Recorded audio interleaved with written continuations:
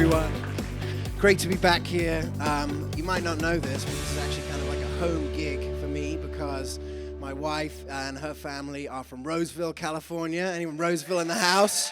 I normally start these things by saying, yeah, as you can probably tell from my accent, I was born in Loveland, Colorado, but that is true, by the way. But I got my Roseville backup plan here, so it's good. Look, thank you so much for coming out. Really appreciate you being here. I've been reminded that this was once a skating rink. Anyone actually go skating here back in the day? Yeah, I've got a few roller skaters. It's a beautiful venue, and thank you to all the volunteers, and thank you to all the sponsors and everyone that's made this possible. It's going to be a really special evening tonight, and I'm so glad that all of you have made it to be here. These are the sponsors of the tour. You can see them on the side of the tour bus, and we really appreciate having all of them as sponsors. And rather than talk about them now, I'm going to put them in context, because one of the cool things about doing a tour, when you have your own business and you can kind of do whatever you want, I got to choose companies that I felt were reflective of this new vision for American medicine, and you're going to hear about it tonight, and everyone else is going to hear about it too, because this show is going to be sent out on Monday as the July Functional Forum. It'll be the 54th episode of the Functional Forum. So if you have a great time tonight and you think, oh, I got friends in anywhere else in the country that you think should watch this, check it out. Go to functionalforum.com. It'll be made into an hour-and-a-half special, and you can share it with other people on YouTube or otherwise. So if you've ever got an email from me in the last 5 years, you've seen this quote on the bottom of my email. It says, "You never change things by fighting the existing reality. To change something, build a new model that makes the existing model obsolete." And that's what we're going to talk about tonight. We're going to talk about a new vision for American medicine, because from where I'm standing and from where I think a lot of you are standing just from meeting you tonight, we're ready for this, aren't we? I mean, this has been going on for too long. It's such a mess. It's so embarrassing. And yet, most people feel like we can't make a dent in the system. And I hope by the end of tonight, if nothing else, you feel like this is an actionable plan that we can take as a community.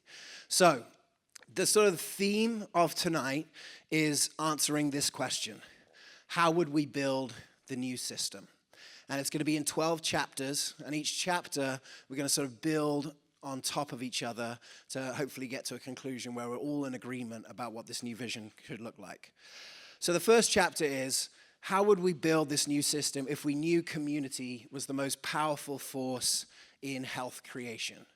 And it's of little doubt right now that it is. So this is actually from England, and this is a town called Frome. And they said Frome in Somerset has seen a dramatic fall in emergency hospital admissions since it began a collective project to combat isolation. Here are the lessons for the rest of the country. So massive drops in healthcare costs as a result of dealing with the core of the problem, which is isolation. Now, who's heard of the Blue Zones project? You guys know that? So the Blue Zones are these places around the world where people live to 100. And Dan Buettner, who's the sort of popularizer of the Blue Zones, brought the strategies back to America. And he went to this town called Albert Lea in Minnesota. And they started to implement the things that they'd learned from these other places around the world where people live to 100. And in that, they managed to reduce healthcare costs by 41%. Right? 41% is a ridiculously high number. And the other thing you have to know about that is that who benefits from that? Who benefits from that massive reduction in healthcare costs? It's like Aetna or Blue Cross Blue Shield, right? Should those guys really benefit from the people who are taking action down there? Like, they shouldn't. Is that benefit coming to anyone directly? No. So, we've got an issue here where there's no community. If we add community, we see massive increases in lifespan, and then also in reduction in healthcare costs. So this is a real thing, and Thich Nhat Hanh had it right all the way. We've spoken about this all the time in the Functional Forum, is that community is the guru of the future. So tonight, what you don't know is that this event itself is the beginning of a new health community for Sacramento and the surrounding areas. I didn't tell you that. I didn't write it on the thing because maybe I thought you'd be scared. You're going to be adopted into a cult. But I'm going to start off tonight by sharing you the new vision for American medicine. And then I'm going to justify it over the next hour and a half. I moved to America in 2005, and for the first 8 years that I lived in America, I am an American citizen. I know I don't sound like it, but I am. I didn't have health insurance. Has anyone else ever dealt with a time in America where they didn't have health insurance? Yeah, it was okay. Like, I knew a lot of doctors. I was in the medical space. You know, I also was English. I grew up in England, so I was always like, well, if I get cancer, maybe I'll just fly back to England. If I get hit by a car, I guess I'm on the hook for it. But, you know, I don't drive that crazy. So, but that was my situation. And then in 2013, a transformational moment happened where I had a daughter. And it wasn't cool to not have insurance anymore. But, I was still working for myself, and I was hustling away, meeting integrated practitioners, and wasn't making that much money. And I was like, this is kind of expensive. And I lived in New York City, and my wife was of childbearing age, and, all of that. So I ended up finding out about a thing called a Christian health cost-sharing ministry. Who's heard of these things? A lot of people. There's smart people here, right? It's smart. Sacramento is a smart place. So, so I found this Christian ministry called Liberty Health Share, and I joined it, and it was awesome because I was paying literally $1,000 a month less than the cheapest health insurance, right? So it would have been $1,500 a month for like the grittiest high deductible plan in New York, and I was paying $449 a month. And I had this, I knew that if I got hit by a car, I'd be well taken care of. But then also I knew that I had $1,000 a month to spend on chiropractic and acupuncture and all the other weird stuff that my community was doing that I liked and that I valued. And so, so I followed this pretty closely. I signed up for myself. And then if you've been following me for a long time, in 2015, we actually did a summit where we built a product on top of Liberty Health Share called Liberty Direct, and we sold it. And it sold really well because guess what? Like, it's way cheaper, and most people don't know that it exists. And as soon as you find out that it exists and you're like a healthy person, you're like, I should just be using this. So from the reason why it was so powerful and the reason why so many people signed up is because they had an exemption to the Obamacare mandate, right? They just happened to put their hand up at the right time, these 5 Christian groups around the country, and like 4 of them you have to be like in the church, in the town. But Liberty Health Share was sort of like slightly more moderate. You could be in any state. And ultimately, 1 million people as of last January had signed up for these Christian ministries. 1 million people is a lot of people. This is such a crazy, like, American thing. Like, this would never happen in England, where I'm from, or another country. Like, this is a purely American thing. So I always thought to myself, the Christians have showcased a lot of the power of community to reduce healthcare.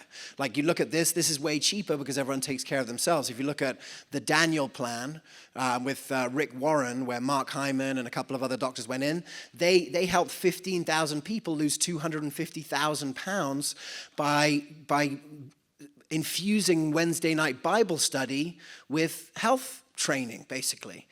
And so, this is an example of how a community comes together to save money on healthcare. And this is a chassis on which we can build the future of healthcare. So I'm excited to announce that as of January 2nd, so something big happened on January 2nd, is that the exemption that those Christian ministries had to the ACA essentially ended because the individual mandate ended too. You don't have to pay a tax penalty if you don't have insurance. And at that moment, I'd been thinking to myself, the integrative and functional medicine community that takes care of its health proactively, that would go and use natural remedies before drugs, this would be a perfect community to have its own health cost-sharing community. And then on January 2nd, when the law changed, I was like, this is our moment. Right? If we could take the structure of a community, health cost sharing community, and add in layers of care that would actually reverse chronic disease, now we have something where we could literally build the new system that makes the existing system obsolete.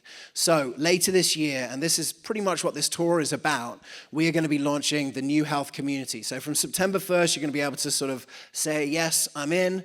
From November 1st is when open enrollment starts, and that's when most Americans think they can change off their health insurance. And then January 1st is when care begins. And so this is kind of what I wanted to share on the tour, and I'm going to be answering a lot of questions as we go through and talking about why are we building on this? Why aren't we doing insurance? What's the difference between cost sharing and insurance? And we'll get to all of that tonight. So just to give you an idea of what you will get as part of this, one of the things that we see is that everyone needs a healthcare team. So every member of our community will get a team of 4. So first, you're going to get an actual community of other people from all across the country. I'm doing this exact talk in 22 cities over the next 4 months. You know, we are working with some of the biggest like health coach schools and naturopathic schools and other communities that have a lot of independently people who don't work for big employers. And so that is going to be the community. And ultimately, people in this room, this might be the beginning of that community in Sacramento. So the first thing is community. We're going to, the power of peer-to-peer is the most powerful force in medicine. The patient that has reversed their own chronic disease is much more powerful than the doctor who's telling you what to do, because there's a point of credibility there. That's why things like group visits and other things work so well. So the first thing is community. The second is like a 24/7 doctor on demand if you need a prescription at 2 in the morning, because sometimes you need a prescription at 2 in the morning, and that will be available to you as part of it. The third is our sort of functional medicine trained physician supervised health coach that we've been building for the last year and a half. And the most important piece here is, one of the reasons why health care is so expensive is because, and we'll get into this a little bit later, but the prices that people pay for everything is ridiculously high, right? There's all these different prices, and if you have the best insurance, and we'll get to this a little later, when you hand over your insurance card in a practice, you're pretty much saying, charge me full price, or charge my insurance full price, and we live in a world of high deductibles. Imagine having someone where if you had any medical issue, you would be able to call them up, and they would call the doctor and negotiate the lower rate for you, where they would go out and work out if you break your arm, what range of services do you need for the thing itself, for the operation itself, and the rehab, and be able to do that.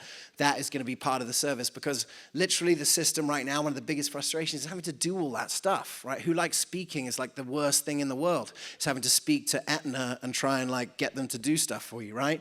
So we're going to put someone in that role. So now we're going to get into chapter 2. How would we create this new system if we knew that chronic disease was the biggest issue facing healthcare? And that's what we're going to talk about here tonight, because 86% of healthcare costs are generated from chronic disease, right? People think that costs occur as a result of being hit by a car or breaking an arm or otherwise. It's definitely not that. You need to get that out of your head right now. The massive increase in healthcare costs is driven by lifetime dependence on medication. That's where the cost comes from. If we had some magical type of medicine that could get people off drugs and keep people low, then we'd be in a good spot. And if anyone knew that this was the case, they'd probably be betting on it. Well, I've got something to show you guys a little bit later that you're going to like. So if we knew that 86% of healthcare costs arrive from lifestyle-driven chronic disease, then you'd probably be interested in a graph like this. This is the interim study from the Cleveland Clinic Center for Functional Medicine, which essentially shows that for all diseases, they got 8% better outcomes at 9% lower costs. That's about a 20% swing. And for some diseases like fatigue or even autoimmune over here, you see 6% increase in outcomes, 12% reduction in costs. And now the final results haven't come up, but I expect them to be even more significant than that. So all that being said, we do know now that there is an operating system of medicine called functional medicine that delivers better outcomes at lower costs. So luckily, one of the reasons why I wanted to do this event in Sacramento, and Sacramento had to be a stop on the tour, is because Sacramento has a disproportional number of awesome functional medicine doctors. We got 2 pediatricians coming up later. There's very, very few, I think less than 10 fully functional medicine certified pediatricians in the country. 2 of them are sisters, and they happen to live right here. But to kick us off tonight, we have 2 of the pioneers of functional medicine in this area. They've been practicing functional medicine for over a decade. They're also leaders in the community as far as putting together the meetup groups and bringing doctors together.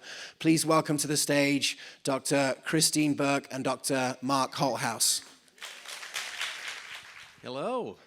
There's a lot of you. So we're excited to be here. It's an honor. Thank you, James. This is a passionate thing that Dr. Burke and I have shared for a few years together, and this is just a journey that keeps on going, and I don't want to get off this train anytime soon. So, a little bit fuzzy. I'm going to read this slide because this talks about what functional medicine is. It's a sort of a definition, and then we want to talk about what that really means. So, functional medicine, as the new paradigm tonight, it asks the how and the why of illness, why it occurs, and it looks at how do we actually look upstream at root causes to figure out what we can do to reverse what happens. Imagine if you, as a paying client, came into your doctor's office, and instead of them taking that list of symptoms and naming, blaming, and taming each of those individual diagnoses, like whack-a-mole, you actually had a practitioner look at it from this perspective. How come you have this list of things? You weren't born this way necessarily. What did you do to acquire all this baggage along the way? And then go upstream to try to figure out the root cause. What a novel concept. Those of you in business laugh at this because you've been operating under that paradigm for years. Why wouldn't you look at root cause analysis? It only makes sense. We in medicine are a little bit slow to the game. And now we're here. And that's what functional medicine is an operating system that makes sense. It's not alternative. It's not complementary necessarily. It's good medicine. So we are unapologetically here saying this is what we get to do all day long. This is the exposome man, and he's got inflammation, and he's exposed. So he's got things on the left side there that are what we're all bathed in every day. He's got stress from work and home. He's got pollution. He's got problems with eating additives and dyes and artificial flavorings and colors. And he's got problems with medication. He might even have some mold exposure from last winter's leaky roof. The problem is that it drives all of these things on the right that we call internal factors, and our physiology gets all messed up, and it causes disease. We in this country have focused on the disease part, and we've really not done as good a job at finding out these left side drivers, the things that are exposing us, leading to inflammation, which is that natural consequence. Now, there's not a specialty called inflammology. There's not an inflammologist. Yeah, we are. I think we are. Yeah. So that's my greatest honor, to someday die, and on my epitaph it says, first inflammologist. That'd be wonderful. That would be tremendous success. So I'm going to focus us in on an area of chemicals. And what we want to look at is this concept of endocrine disrupting chemicals. So I have people tell me all the time, oh, I don't have any chemical exposure. And it's very hard for me not to laugh because we literally live in a soup of chemical exposure. So if you're a woman in this room, you put on about 120 chemicals a day between your shampoo and your conditioner and your face wash and hairspray, and I don't need to continue on my list. So these are some of the things over here that are considered endocrine disrupting chemicals. And what that means is these are things that are foreign to the body, but once they're in our body, they act like a hormone, or they block the receptors that are supposed to receive the hormone, or they stimulate additional hormone release. They disrupt the way that our hormonal system is meant to communicate. And they are not rare things that you get from an industrial spill. They're things that we encounter every day, things like BPA in our plastics and in the cash register receipts that we receive almost every day, and flame retardants that are on our children's pajamas and in all of our furniture. And when that foam in your furniture gradually breaks down over time, that becomes part of the house dust that we're breathing when we're cleaning. And then we have things like pesticides that are used all around us and on the food that we eat, and phthalates that are also plasticizers, but in addition, they're in pretty much anything you buy that's a personal care or household product that has a fragrance. And all of those things disrupt our endocrine system. And it doesn't take large doses of those. Very, very small doses can have a significant impact. If you think about it, We have a hormone called estrogen, all of us in the room actually, but us girls have way more of it. And I think we can all agree that it's a pretty potent hormone. And it is measured in a unit called picograms per deciliter. And to give you some perspective, that's about the equivalent of an eyedropper full in a swimming pool. So very small doses can have very large effects. So the idea that these are small amounts just doesn't play for us. So back in 2012, the World Health Organization identified this as a world crisis and published this white paper called The State of the Science. And they reviewed all of the literature around chemicals and the chemical impact on the endocrine system. And their summary report is a mere 289 pages. So we know a lot about chemicals and how chemicals disrupt our body, even though there's still a lot that we don't know and that we don't have figured out. One of the things that we see is the disruption of the insulin signaling. And in our bodies, things like the phthalates and the pesticides can either stimulate the beta cells in our pancreas to make more insulin or impair the insulin production or impair the insulin signal at the level of the cell. And if you look at the growing crisis of diabetes, we've got 30 million people in the US that have diabetes, almost 10% of our population. About 5 million of those are type 1 diabetics, and 8 million of those are people who don't even know they have diabetes. Then we have another 84 million people with prediabetes. Well, that's not so bad, right? You don't have diabetes. But actually, you do. From a metabolic standpoint, prediabetes is just diabetes that hasn't crossed the finish line yet. So when you put that together, we're at a total of 114 million people in the US. Over a third of our population is affected by this disease.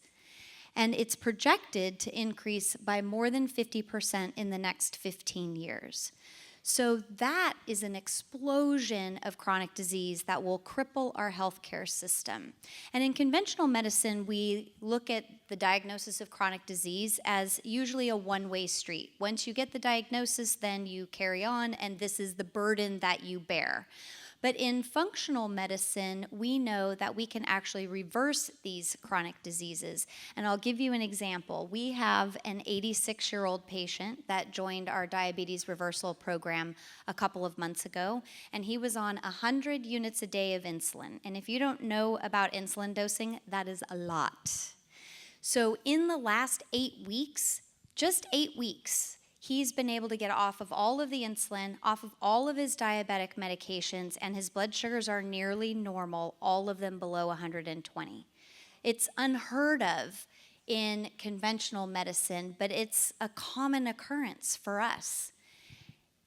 And the other thing that we can see with the disruption in the endocrine system is the obesogens and the effect on the gender hormones. And when we look at, this is an example of an estrogen metabolism assessment. This is a test that we can do, and we use it commonly because we want to know more than just what is the actual estrogen level. We want to know what's happening to that hormone in your body and how is it being broken down. In the 3 pathways that we have for estrogen metabolism, pathway number 1 in green is the healthy pathway. That's the one that we want our bodies to use.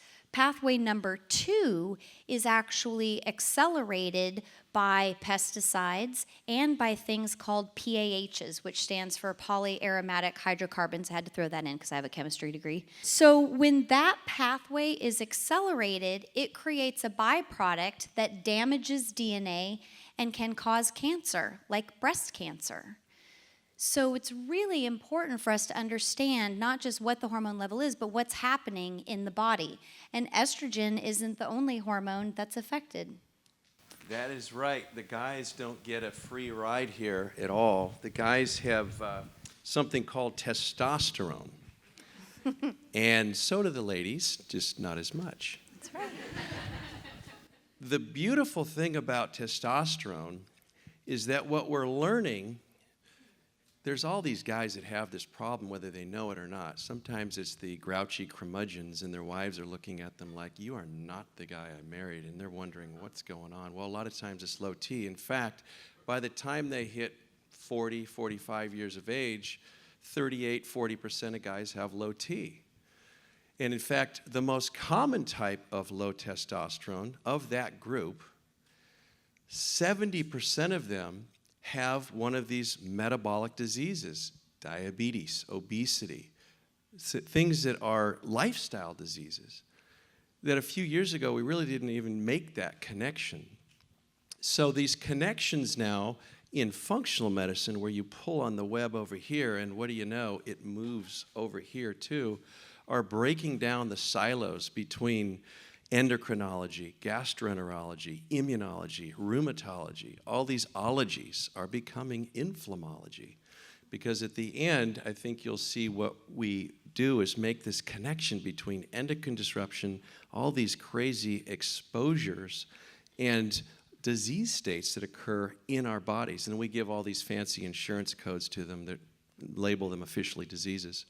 What is this? This is metabolic syndrome, which is related in some ways to diabetes. It involves some blood pressure issues, problems with where you put your body fat versus muscle, issues with glucose. And all of this center row of this slide, obesity, hypertension, dyslipidemia, hyperglycemia, insulin resistance, these are all the diagnoses that we in Western medicine were trained to recognize and basically throw a pill or something like that its direction to resolve. What we're now seeing is that this is the tip of the iceberg. We've got androgen deficiency, which is low T, up there on the top, and metabolic syndrome, which is this cousin to diabetes on the bottom. And these arrows are going both ways, showing how they're all interconnected. When you treat obesity, guess what? Your testosterone goes up. We have a guy that presented, stressed out attorney, love him, middle-aged, came in with, the pot belly. He had a lot of stress. He was on insulin. He had type 2 diabetes. And he said, look, I hear you're a guy that treats low testosterone. I think I need some tea. Sure enough, we did his tea. It was in the basement.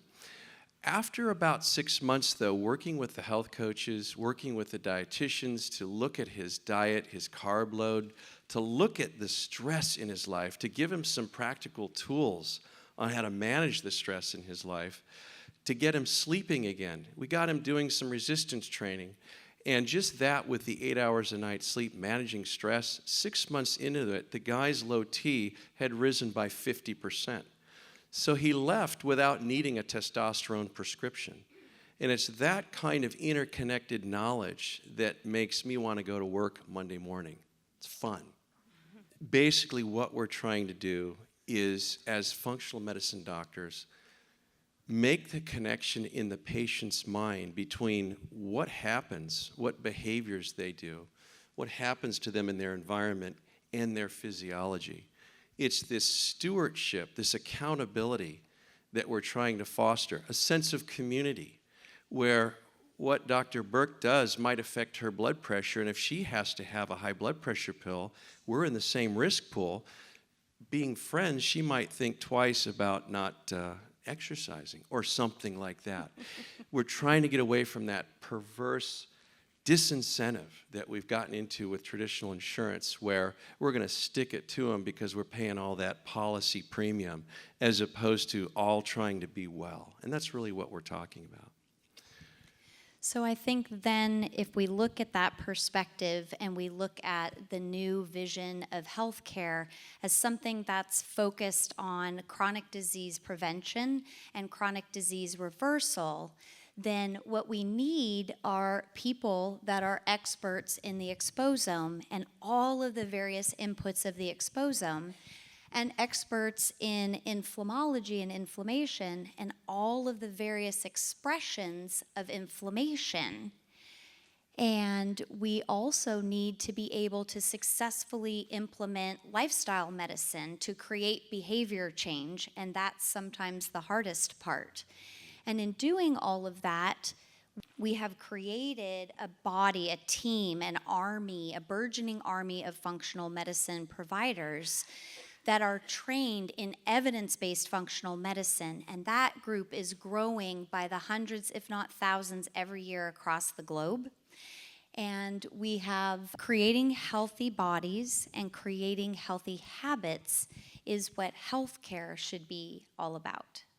Thanks. All right. You know, what's been amazing to see not only is that, you know, these guys have been doing this for a long time, but not only Dr. Holthouse and Dr. Burke, but also the other doctors you see today are really starting to realize that if one can, you know, if you can separate out the roles of root cause resolution specialists, like a doctor who really has to look at those, you know, go deep and work out what's going on the one side of it, and separate out the lifestyle behavior modification, you can run the whole thing much more efficiently, right? The doctor is too highly paid to be doing the work of the health coach. And so we're starting to see teams and communities and practice teams start to grow and to make this more affordable and with more scale. So the next chapter so that was if we knew chronic disease could be reversed.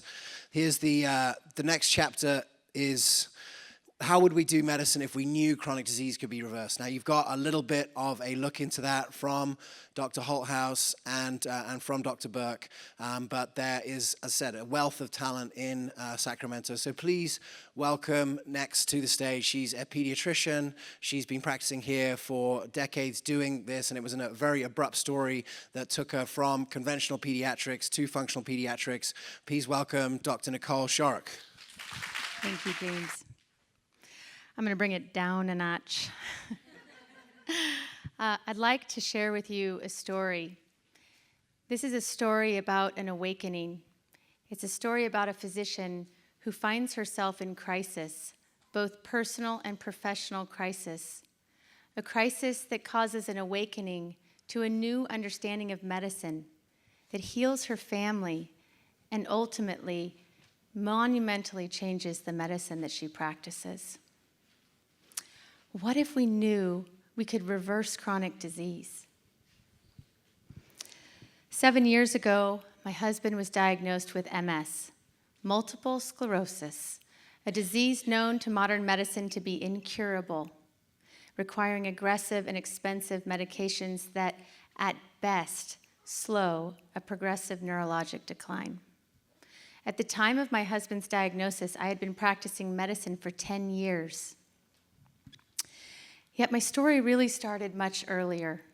As a young child, my earliest memories, I was always playing the mama.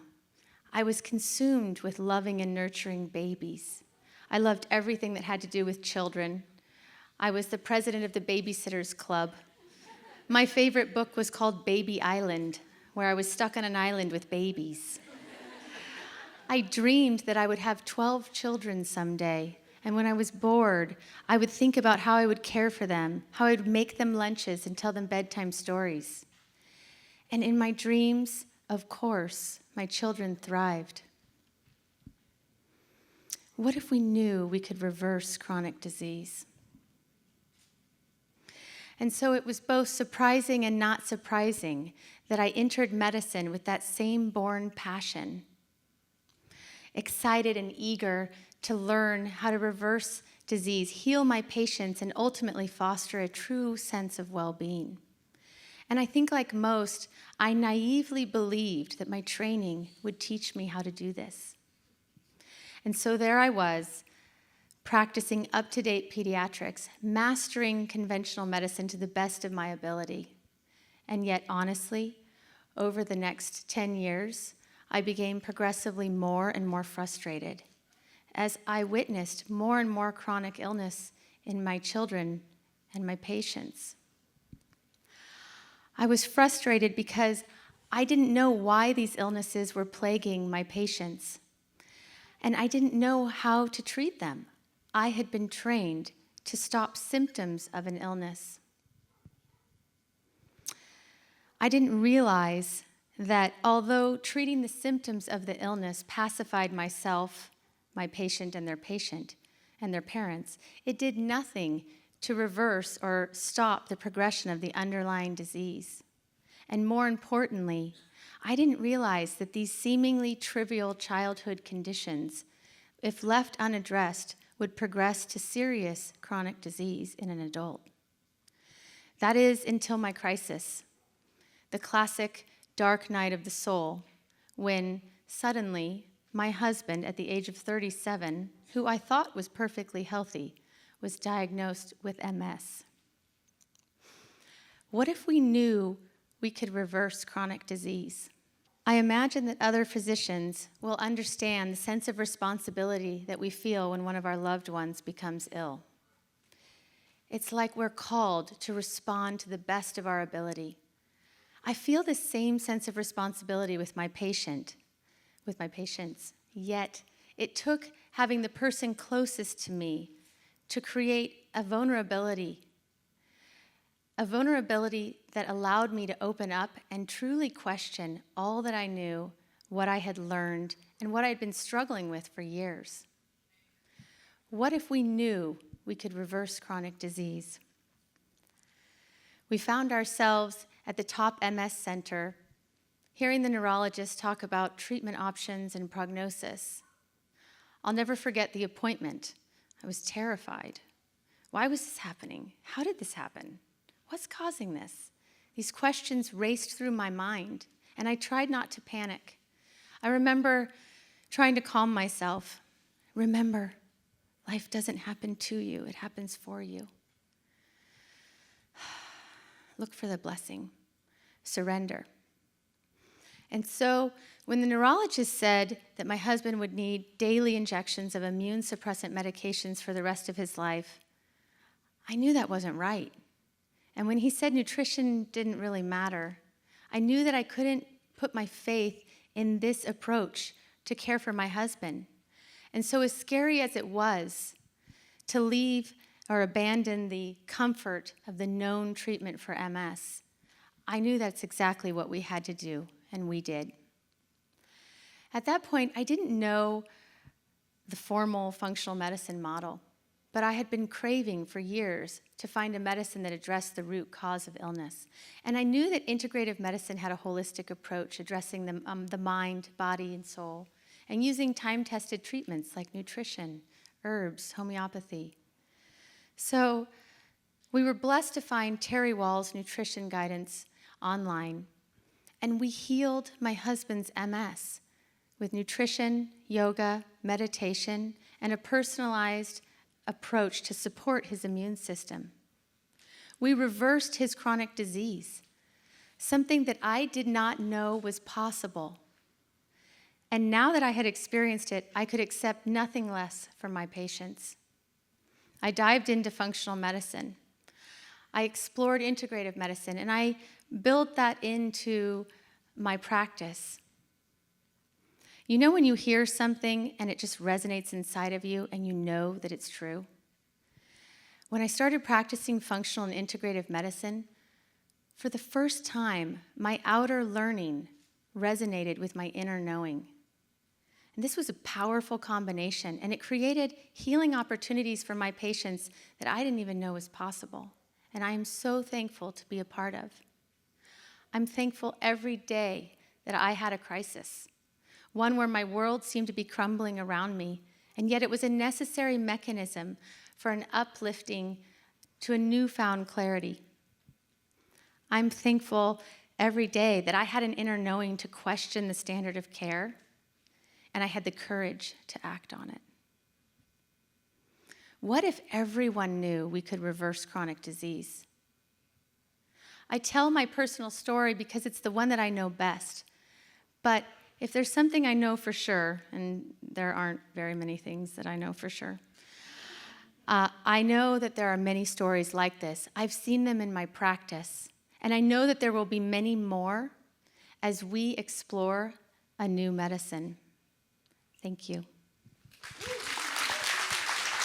Dr. Shorrock has just reinforced what an awesome name New Health is, because there's a knowing, right? There's a knowing. There's a sort of an intuitive process for most people. If you speak to most people, they are operating from a new story. The reason why I had to show the Charles Eisenstein clip at the beginning is like the world that we live in is built on a story. And that story only changes when you're thrown into the pits of despair through a real situation. So many functional and integrative doctors, they didn't change because they could make way more money. They changed because they had something that came into their lives that they just couldn't look away from. And when they started practicing differently, they knew that this was the way that medicine should be practiced.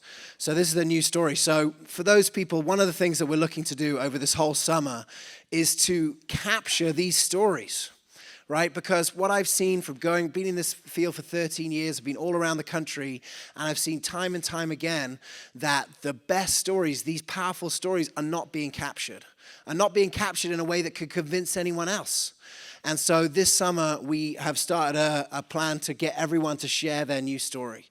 And the beauty of the internet today is that if you share your new story, and you can do it at the back, before or afterwards, and you can do it with your own smartphone at any time. You can record your own 60-second video on your smartphone on Instagram or Twitter or Facebook and share it and use the hashtag new story.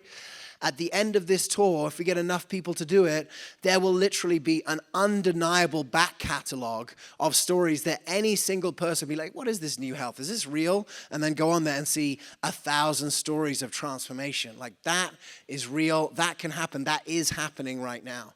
So I would say, if you haven't done it already, go and you've all got this flyer here. You can go and do it in your own home, in your own time. You can do it here at the back. Everyone who's watching this at home can do it. We want to collect all of these stories into one place. And thank you, Nicole, because that was just so beautifully on brand. If that's anything more, thank you. Chapter 4. You've heard a lot about root cause, and root cause is not something that's talked about necessarily in conventional medicine, but it's one of the through lines for functional medicine. So some exciting news is that on Tuesday, I'm going to be on Good Day Sacramento with my crazy green bus. So you guys better watch it. But thank you.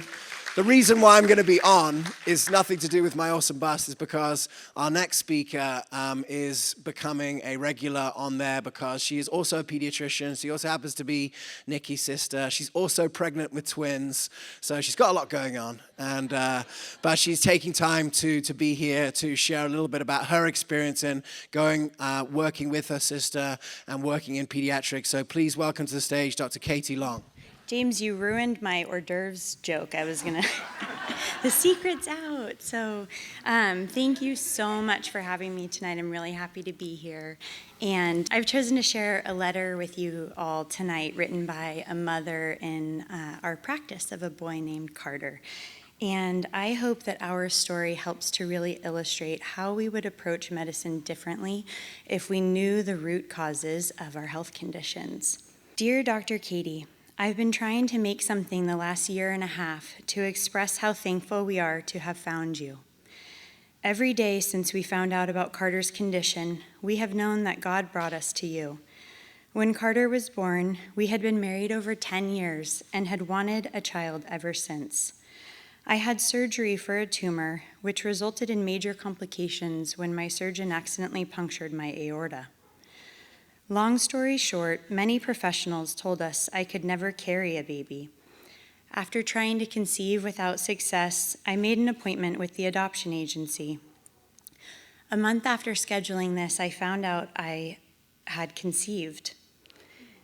That day and every day following in my pregnancy, I had no caffeine, sugar, pre-made foods. I didn't wear makeup, nail polish, or use unclean products of any kind. I carried Carter 3 days past my due date, and I was excited in the hospital. Everyone in our family came to wait for our miracle baby. Every single day since finding out I was pregnant, Carter has been our heart, our soul, and our entire world. Every decision and action is centered around him. When we met you and found out what was happening, it shattered our world for a moment. Not out of anger or questioning why, but sheer shock that we could have and almost did lose our miracle. I know I get very emotional at our visits, and it's literally the overwhelming thankfulness for all of this happening. The fact that you saw and acted upon your instincts saved our son and our entire family. We are not just willing, but are happy to do whatever it takes for him. We are thankful for the path of his life and to God for meeting you. I've made so many things for you with Carter, but these felt right. I wanted you to know more about who he really is and what you have given us, which is him in our lives. He is so incredible, and I have nothing but faith now for his future. You will really never know what you have given us, but I hope we are able to show you how much love and admiration we will always have for you.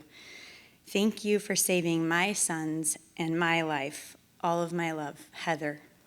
Leading up to Carter's first birthday, his parents recalled that he was a happy, healthy baby. He was very connected. He was engaged. He had more than 10 distinct words and was a great eater. He had followed a vegan diet, was exposed to multiple courses of antibiotics, developed eczema and chronically loose stools, and then his growth percentiles began decreasing over time. By the time I met Carter, he was 18 months old, and his development was clearly in regression. Carter was no longer making any eye contact. He was barely babbling. He didn't want to play with other children anymore or even interact with his family. He only ate tortillas and oats at that point. I had the difficult responsibility of notifying Carter's parents that his symptoms were consistent with a developing autism spectrum disorder. They were not expecting this, and this truly rocked their world. I was blessed to have my functional medicine training to help me use the analogy of the tree to compare Carter's symptoms of autism to the branches and the leaves of the tree, and to tell them that we were going to work together to get to the root causes, to go to the soil and the roots in the trunk of that tree and work together to make him healthy again. We made a plan to work diligently to do this and to uncover the root causes, to shift Carter's state of health and optimize his developmental trajectory.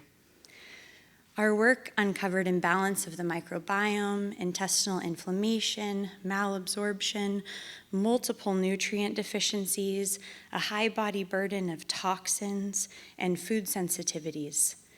These factors, as well as genetic predispositions that we uncovered, were leading to cellular dysfunction and complicated processes like methylation and the mitochondria.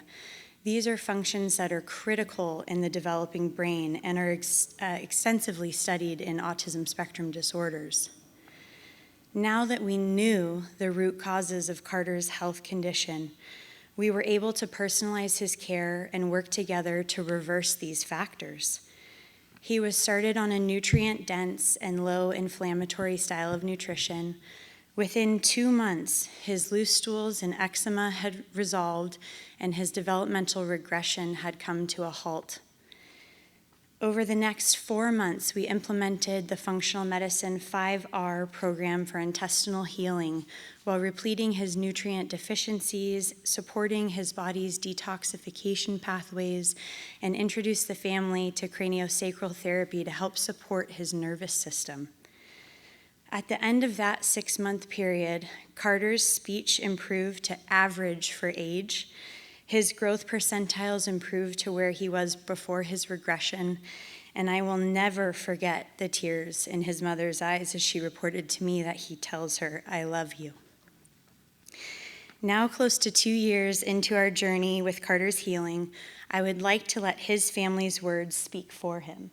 For those of you that can't see that, I am healthier and happier. I can speak clearer and sleep better.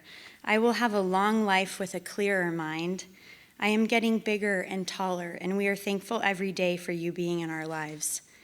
We call you my guardian angel and always will. Because of your attention to detail and caring, my life is better. I will never forget everything you have done for me as long as I live, and will never take for granted these days that I have on earth. While each of my patients are unique and hold a special place in my heart, I am grateful to report that I am in therapeutic partnerships with multiple patients with symptoms similar to Carter and improvement similar to Carter as well. We need more support and access for functional medicine for pediatric patients. If Carter had been my only patient and my only story of success, I would still know that my entire training, the long hours, lifelong commitment to expanding my education are worth every single second. In the pediatric population, time is brain. True preventative medicine needs to happen in the prenatal and infant period. I would like to close tonight with gratitude to the Padilla family. Thank you for blessing me with the gift of your son and your trust. Holding Carter's, your world's health in my hands is one of the most rewarding responsibilities I will ever have. Your bravery in this journey and openness in sharing our story will ensure more children are given opportunities of connection, happiness, and optimal health and development. Thank you very much. So, a lot of people ask me, that was, it's an incredible story. A lot of people ask me over time, like, James, how did you get passionate about this? And the truth is, you might be a little, like, borderline depressed by that story when I tell you that there's only like 10 functional trained pediatricians in the whole country. But the truth is that story is not uncommon in the offices of practitioners all across the country, and not all of them are doing it as MDs. The first 2 clients that I met when I became a supplement rep 10 years ago were mums who just got on it and learned everything. And then were like, hey, I just recovered my son. I want to help other people do the same thing. And now work with pediatricians in concert. So this is happening all across the country. That was in Connecticut. This is in Sacramento. We're the opposite ends of the country, but this is happening all across the country. People don't know about it, but the people who do know about it can't forget about it because it's a real thing. You see how much it matters. So, this is the kind of care that we need at the beginning, because look at the cost. If we just want to talk about, never mind the human side of things, which is obviously like an incredible pull on all of our features here, but think about the cost of care for that child for the rest of his life compared to the cost of care now. He's just going to be like a healthy boy that lives and has a normal cost trajectory. We're probably talking multiple autoimmune diseases. We're talking about lifelong care with a neurologist and physical therapy and speech therapy and language therapy and all of these things. The average autism diagnosis costs $3.2 million per child. Right now, we're getting towards 1 in 25 kids, right, who are going to have an autism diagnosis. That's $100,000 each for all of us, and that's just autism, right? This is why, if you knew that if you had access to a type of medicine that could get people well and reverse chronic disease, you know what you should do? You should start your own health cost sharing cooperative. Right? You should do that because you could showcase the ability of us to reduce costs, and everyone else would be like, well, what are these guys doing over there? Why are their costs so low? That's the opportunity in front of all of us. Thank you, Katie. If you're a doctor and you're watching this at home, at New Health, because of just the work that I've been doing for the last 4 years, we have now built the first nationwide telemedicine, functional medicine doctor network. And the point of this tour is to be able to build that network up so we have doctors in our network in every city across the country. And when we launch this alternative to health cost, to health insurance in November, come January, we're going to need a lot of doctors. And so if you are a doctor and you're sitting here and you want patient referrals and you want to be paid really well for either in-person visits or telemedicine, text doctor to 38470. As another sponsor, this is kind of my other company, if you've read my book, but ultimately, before I came up with New Health, the whole point of the evolution of medicine was to help doctors switch to functional medicine and do exactly this. Not the clinical side, because there's plenty of education organizations that could do that, but the practical side. How do you actually start a practice? How do you market to do this? It's a new world. Doctors who come from the conventional system and open their own private practice have to be their own accountant, an own marketing person, an own HR person, and it's exhausting. But, it has to happen, and it's been a necessary first step in the plan. All right, so the next the next chapter here is, what if we knew that ingredients matter? I think you've all heard about, the ingredients that are in food, and we're all well aware of that. But I want to give a shout out to Genexa, because ultimately, the point of this tour is to get functional medicine to be known and understood by a much broader part of society than we do right now. And Good Day Sacramento is going to play a role in that, and we're going to do this. I'm going to be on the road in that bus, like literally living in that bus for 4 months, right? So that's what I'm committing to. So Genexa sponsored the tour, and the reason why I'm super excited about Genexa is because 90% of Americans today go straight to the OTC drug aisle for any kind of issue with their patients. And ultimately, Michael's here and the rest of the team, Genexa is committed to helping grow functional medicine by getting patients. Genexa is in CVS. You can buy it in Whole Foods. Imagine if you're a patient that comes across this for the first time. You already eat organic, but then when you look at Tylenol, you see, what are all these ingredients in there? We believe that Genexa can be a bridge. This is OTC pharma. This is some homeopathic products too, but could be a bridge for those Americans who don't know anything about this care. And so ultimately, these guys are going to be a great success, because in 2016, they made a rule that you have to disclose all the ingredients in your pharmaceuticals. And as a result of that, things don't look so good on the side of packages of Tylenol. There's a lot of weird stuff in there. And so that's going to send people to that. So if you're ready to accept those people into your practice, if you go to newhealth.com/Genexa, if you're a practitioner, you can be part of their team. You can register on the website. You can get leads from them. I think this is a really powerful company. The two founders of Genexa, one of them, David Johnson, his parents used to go to Jeff Bland lectures in the 90s. So, if we always thought the pharmaceutical company was like the enemy, now we've got one on our team, and I'm really excited. So I just want to show a little bit more about Genexa and what they're up to. Here are some of the products that they have. This is kind of like Tums without the talc. You're literally eating talc when you eat Tums. Like, that is a carcinogen. So, these things here. So let's find out just a little bit more about Genexa.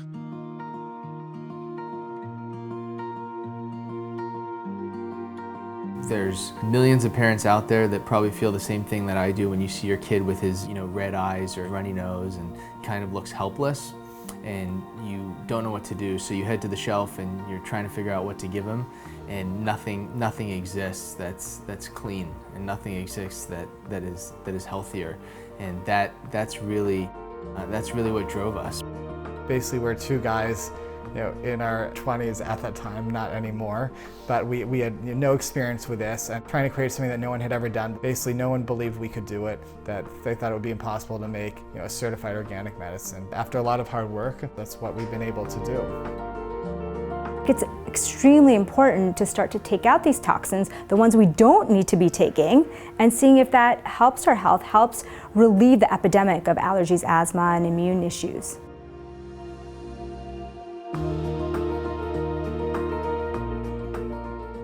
93% of pregnant women in Indiana have pesticides in their urine while they're developing a baby. So we need responses, and Genexa is a piece of that response of pure, clean, healthy, and that's what I want for my patients, I want for my family, and I think that's what everybody wants. We donate a percentage of each product that people purchase to our charity work with the Thirst Project.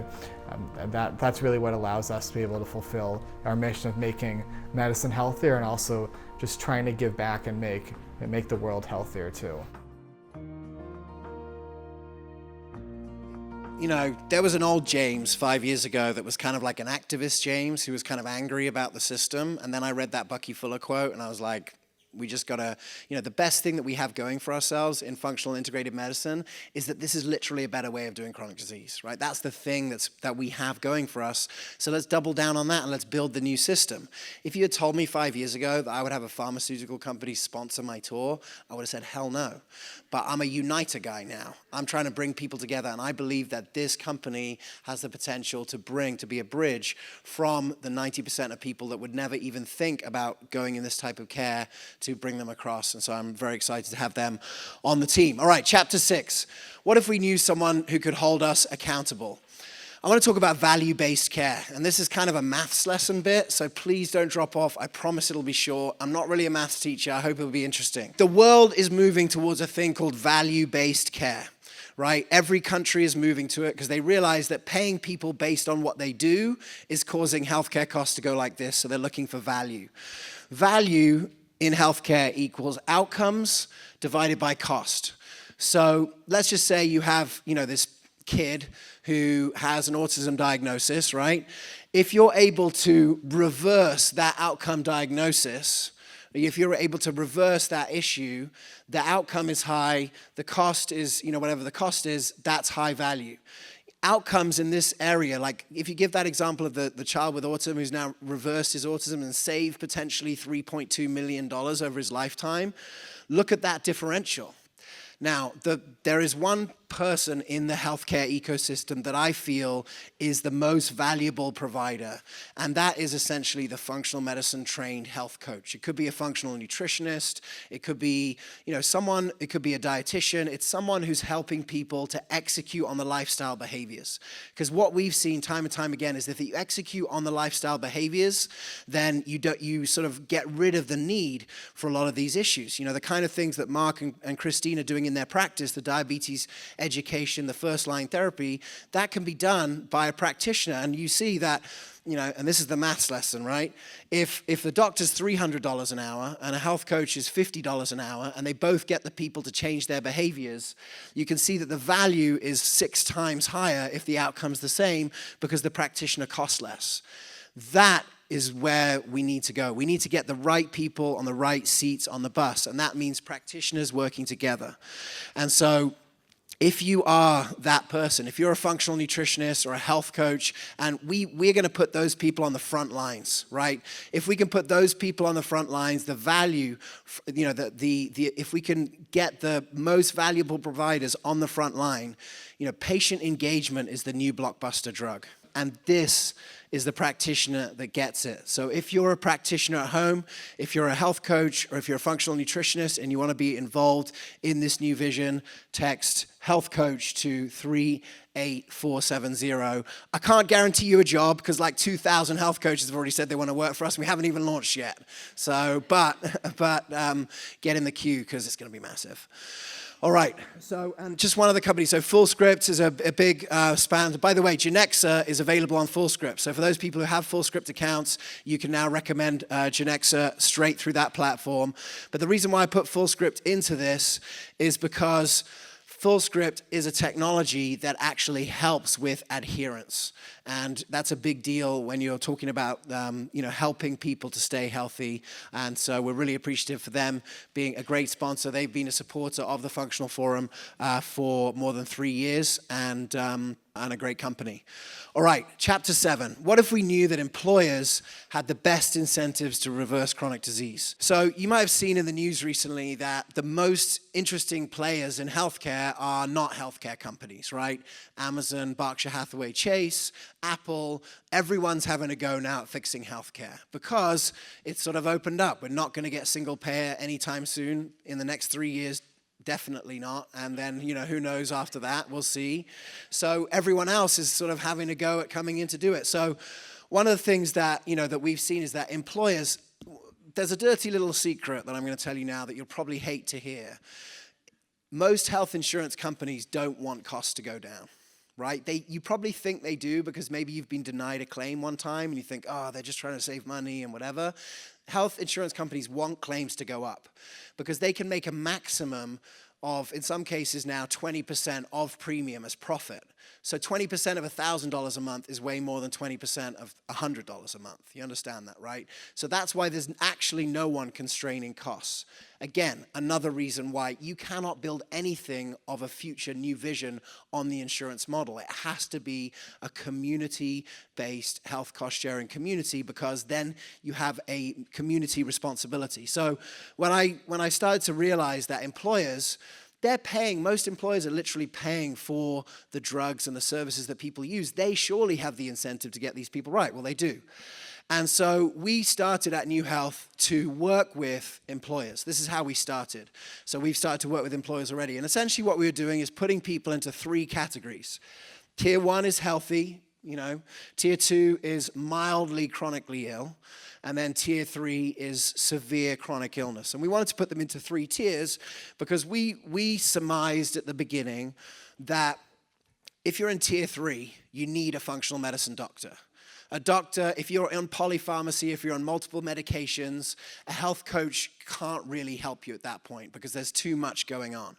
And so what we thought is, okay, let's send these people to the functional medicine doctors, and let's work with these with the physician-supervised, functional medicine-trained health coach. Now, naively, I assumed that the world kind of looks like this, right?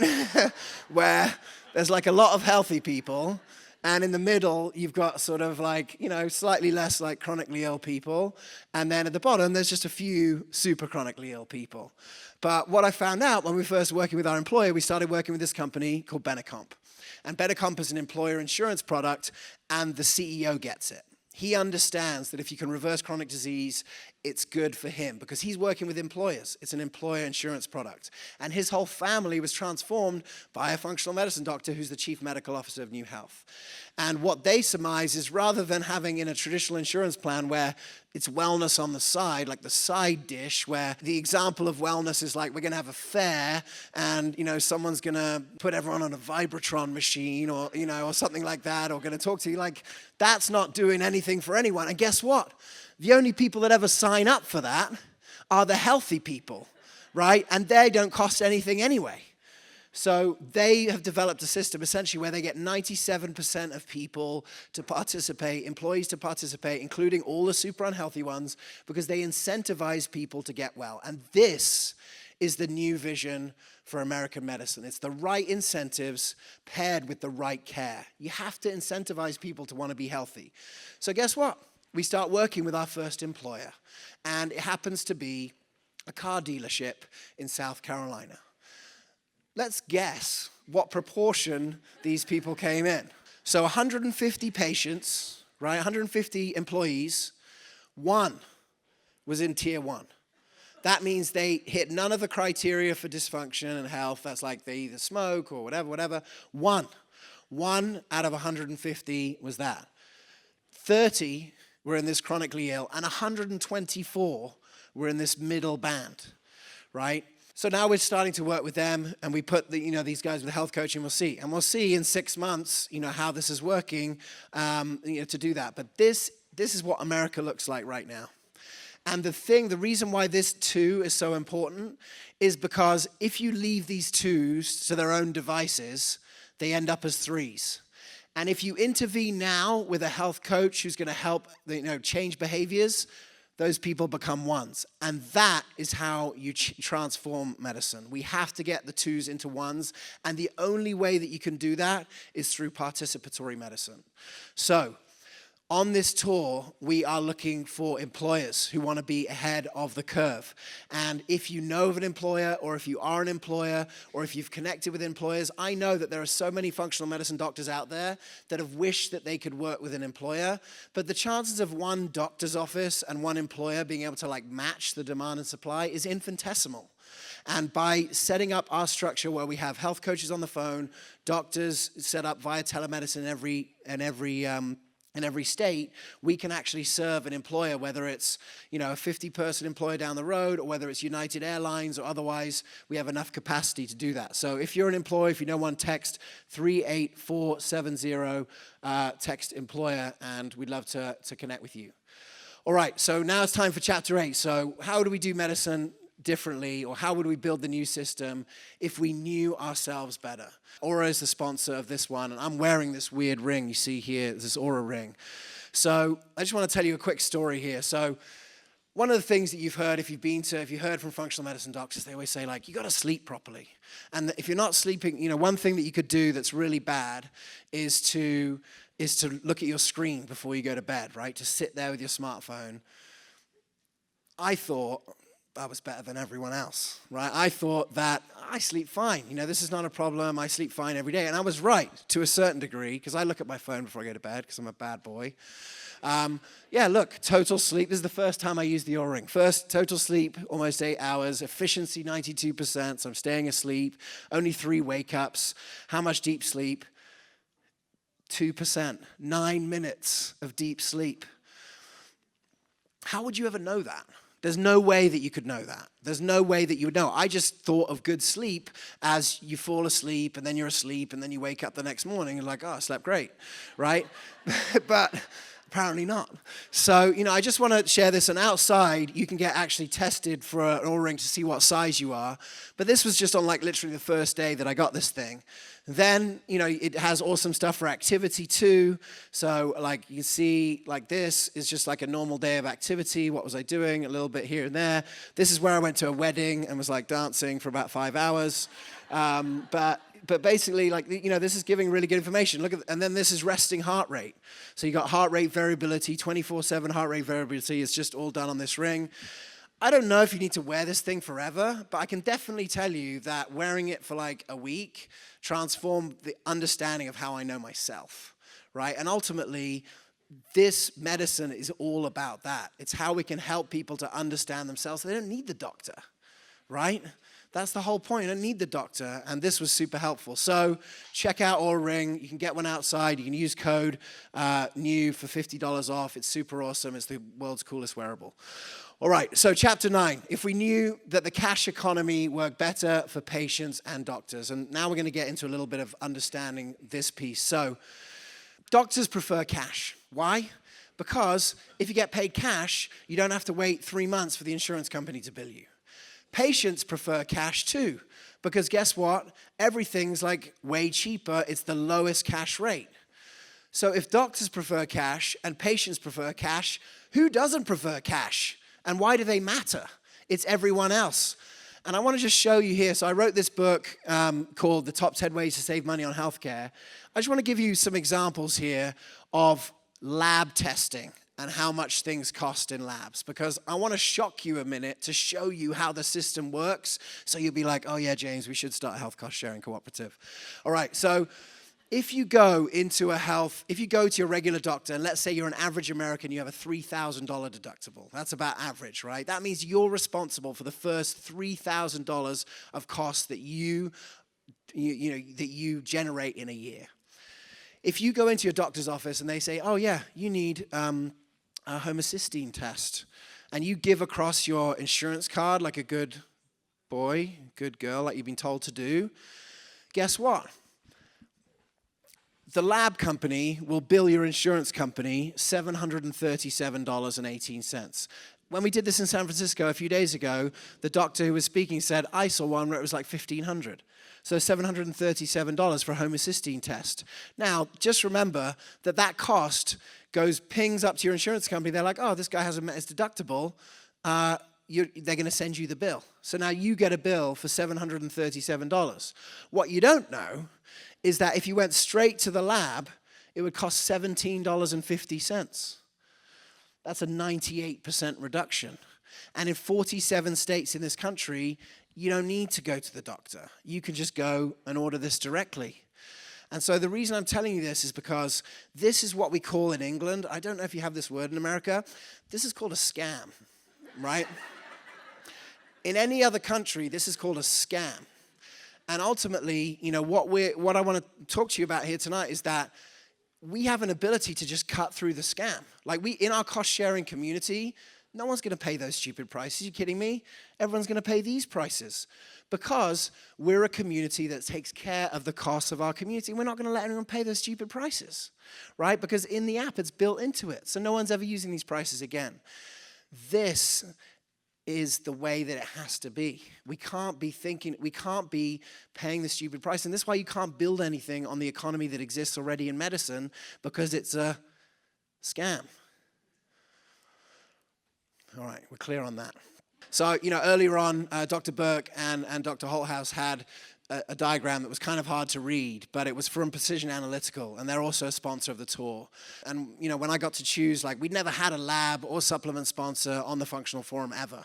Right? That was kind of our thing, that we didn't take supplement or lab money. So when I had a choice on which lab we would work with, I had to find one that wasn't a scam, that wasn't going to charge your insurance an exorbitant amount. And one of the reasons why I like Dutch, it gives incredible root cause information, but it's not a scam. You know, they charge you a low cash rate for patients, and it's extremely transparent. And transparency is the future of medicine, and transparency is the future of the world. So if you're frustrated with that, you can text individual. We'll send you that book for free that you saw earlier, so you can work out. Because there are some people here who have a high deductible plan that work at a business. You're still paying that first $2,000, $3,000, $5,000, $15,000 yourself. You might as well work out how to not get scammed. All right, so Chapter 10, if we knew how to keep ourselves healthy. So far, the people you've heard from are functional medicine doctors who are doing this on the front lines. They might be pediatricians, they might be family medicine doctors, but this amazing work is happening in the specialties too. You know, what we're talking about here really is a new standard of care, right? People say we need a new standard of care, and I chose an awesome word to do it. So we have the new standard of care. So first, patient-centered. Our members take ownership of their health data, and their wellness goals. Do no harm. By optimizing the function of organs and systems, we use the least invasive, least costly, and most effective modalities first. This is actually a concept from naturopathic medicine called the therapeutic order. This is an idea whose time has come. Right? We shouldn't start with drugs and surgery. We've got to start with the least costly modalities first. Lifestyle foundation. Everyone needs to understand lifestyle medicine and understand the pieces here, and this is exactly what's included in that book. System thinking, organs and systems, and support them to reverse disease. We've got to identify these root causes. We need to integrate modalities in a team approach to care. We need to have an interactive ecosystem for data management and communication technologies to ease communication, empowerment. Just something as simple as telemedicine can make a big difference. And community leadership. Like the last piece is here is that the whole point of setting up a community is that the new healthy people can support the next people who come through. That's why I'm super excited to fill our first health community with health coaches who can coach the rest of the people to health. This is a new standard of care. It's time for a new standard of care. But ultimately, one of the things we all have to understand is that I know a lot of people have had very interesting experiences with energy medicine. We talked about craniosacral here. Katie talked about it earlier. And, you know, people visit acupuncturists and otherwise. And we at New Health intend to be one of the leaders in integrating energy medicine to the rest of it. So please welcome for our final chapter the sponsors here tonight, Zyto. If you haven't had a chance to check them out, you can do a test. We believe that, you know, I worked in energy medicine for 10 years, and I believe that the energy medicine revolution is maybe 10 or 15 years away. The functional medicine revolution is happening right now. And so to share a little bit of his insight on how that'll come together, please welcome the creator of Zyto, Dr. Vaughn Cook. It's really a pleasure to be here. This is the company that James just introduced. It's interesting to me that most people, most practitioners, at least in my experience, and it goes back about 35 years, come into this field from a personal crisis. That was the case with me. I had chronic allergies, and I met a dentist in Las Vegas when I lived there, and he cured my allergies that I'd suffered for years in 10 days with an energetic medicine approach, and I was hooked. So here I am 35 years later. It's interesting that James has chosen to name new medicine and spell it the way he did, because a lot of what we know or what we move into in the future is really just remembering what we've known for eons.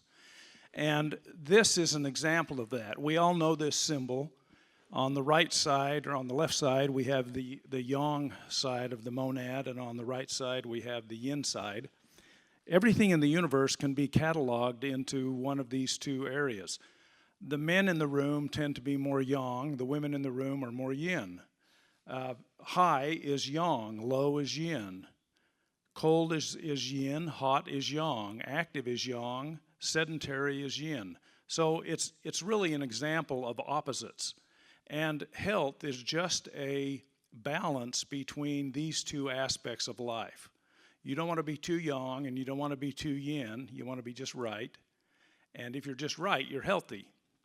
Well, it turns out that if you take human anatomy and you put it on a continuum from the most yang component to the most yin component, this is what it looks like. Qi, which is body energy, is the most yang part of your anatomy. Now, what that means is, it means that your chi is the most superficial, it's the most active, it's the squirreliest part of your anatomy. It's also the first thing to go out of balance, and it's the first thing to come back into balance. Then you move across the continuum, you get to blood, then body fluids, and then tissue. So if you want to measure where your health is going, don't do a tissue biopsy. The tissue biopsy tells you where you are presently, and it may give you some ideas of how you got there, but if you measure your energy, that's predictive of your future health. Now, the challenge with chi and measuring body energy is that it is the most squirrely part of your anatomy. So you can take a chi assessment, and an hour later you can repeat the chi assessment and get a different result. And that's very unsettling for practitioners, because we like predictability, we like to see consistency, and we like to be able to prove that what we're seeing is legitimate because it repeats itself. With energy medicine, you have to get comfortable with this squirreliness.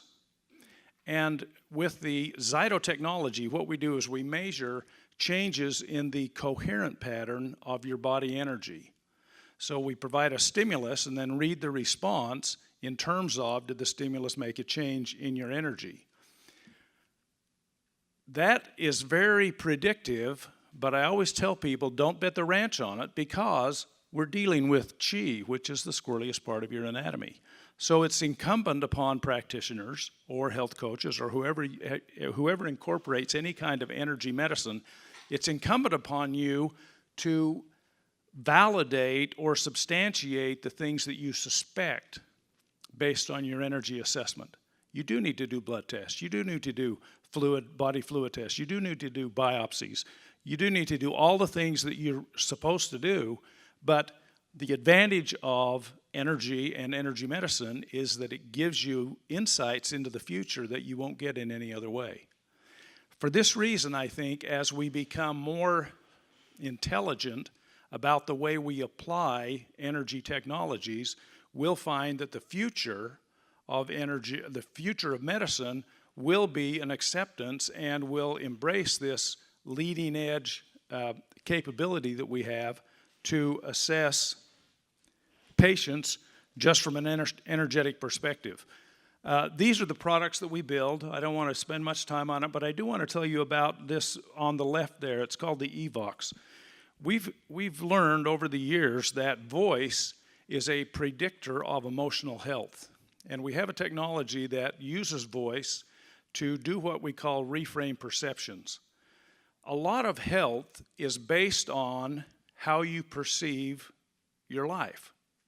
For example, if I offended you, unwittingly offended you, I could impact your health in a negative way. And then if you came up to me after and said, Vaughn, you offended me. And I said to you, oh my goodness, I'm so sorry. What happened? And you explained it to me, and I said, well, my intention was this, and your perception of the experience changed. You forgive me, the offense goes away, and the negative impact that experience had on you is lifted. We go through life with a lot of misconceptions, a lot of perceptions that are laid down when you're a kid, you carry with you through your whole life. And the result is you end up with immature perceptions that result in pain and agony and dysfunctional relationships. This technology, because it uses energy, it uses voice energy, we can very quickly remap and reframe perceptions. It's a way to deal with the emotional side of health that honestly I haven't ever seen anything more effective. I only mention that because the emotional side of health, which is very much an energetic phenomenon, is critical. You have to address emotional health in order to facilitate healing. Thanks very much, James. This was my old world before I got into functional medicine, and I'm really excited. I'm not doing anything apart from this for the next 20 years, so I get to, play with these things that I was being tested on a long time ago. So the last chapter that we have to get into, how would we build the new system if we knew that we didn't have to ask anyone's permission? If you ask people how they're going to change healthcare, a lot of times it's like, we're going to lobby this guy, or we're going to try and make this happen, and we're going to, it requires someone on high to say, this can change.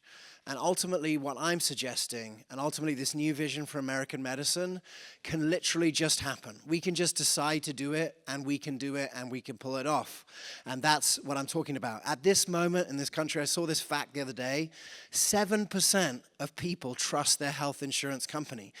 Health insurance is like the most intimate thing, right? This is a company that is essentially looking after you. This is lower than the president.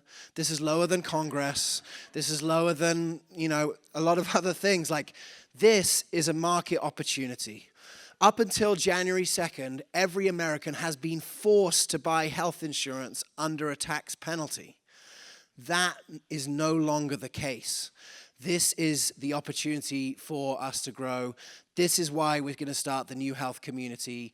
In September, it opens. If you stay in touch with us, we're going to keep you up to date on everything that happens.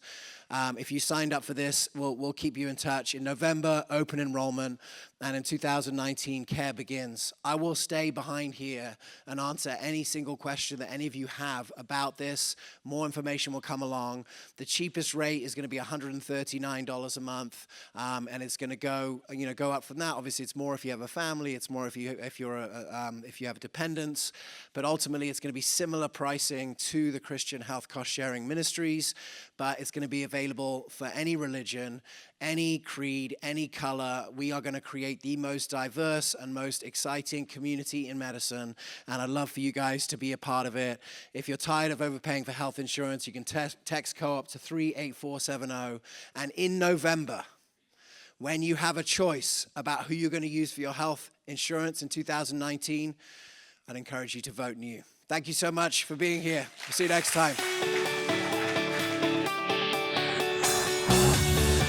I used to have really severe depression, and through functional medicine psychiatry, I was able to get off of all of my antidepressants, and I am now a functional person in society. My goal personally is to become a psychiatrist certified in functional medicine, so I can go help, in my opinion, everyone that needs this kind of help.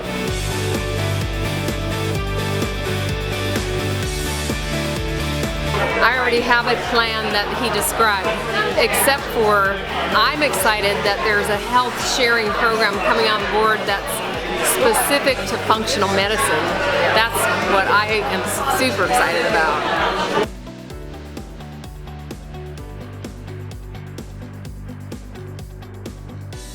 Probably be looking into how chemicals in our world, the interaction with chemicals all the time, how that affects our health overall. And, it's a good thing to look at for future health.